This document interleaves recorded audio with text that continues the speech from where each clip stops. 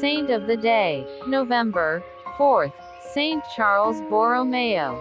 No age of the Catholic Church's history is without its share of confusion and corruption. Still, even in moments when disorder may seem overwhelming, individuals and movements eventually arise to propose the faith with clarity and demonstrate it in action. Saint Charles Borromeo, a central figure in the Council of Trent, is remembered on November 4th, as a model of such leadership in difficult times.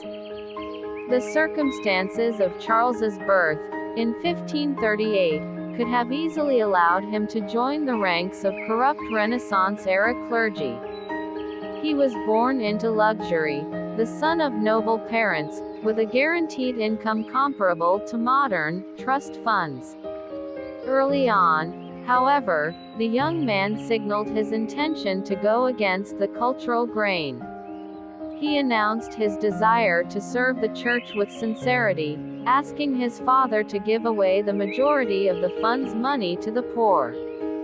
Charles could not escape a certain degree of wealth and prestige, which were expected due to his social class, but he insisted on using these forms of leverage to benefit the church, rather than himself. When he was 22, his opportunity came. The young lawyer and canonist's uncle was elected as Pope Pius IV. Charles soon assumed staggering responsibilities, serving as a papal diplomat and supervisor of major religious orders. The young man relaxed from these tasks through literature and music, taking no interest in the temptations abounding in Rome during the late Renaissance. He considered renouncing even this temperate lifestyle, for the strict observance of a monastery, but found himself more urgently needed in the work of concluding the Council of Trent. The Church's 19th Ecumenical Council had begun in late 1545, but experienced many delays.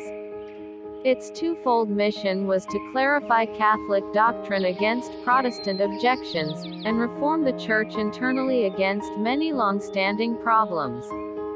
As a papal representative, Charles participated in the Council's conclusion in 1563, when he was only 25.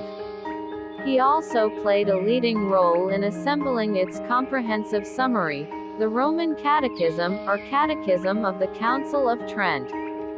In reward for his labors, Charles received even greater responsibilities. Ordained a priest during the council, he was named as archbishop and cardinal only months later. He found his diocese of Milan in a state of disintegration, after 2 generations of virtually no local administration or leadership. The new bishop got straight to work establishing schools, seminaries, and centers for religious life. His reforms of the diocese, in accordance with the decrees of the council, were dramatic and effective, so much so that a group of disgruntled monks attempted to kill him. His survival was called miraculous. The new archbishop's efforts for catechesis and the instruction of youth were especially fruitful, initiating the work of the Confraternity for Christian Doctrine and the first Sunday school classes.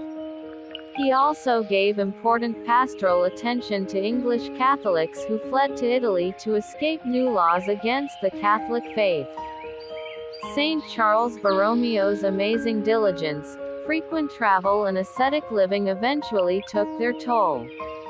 The once young prodigy of the papal court also died young at the age of 46 on November 3, 1584. He was canonized 26 years later, in 1610. He is the patron of catechists and catechumens. Saint Charles Borromeo, pray for us. Carla Channel.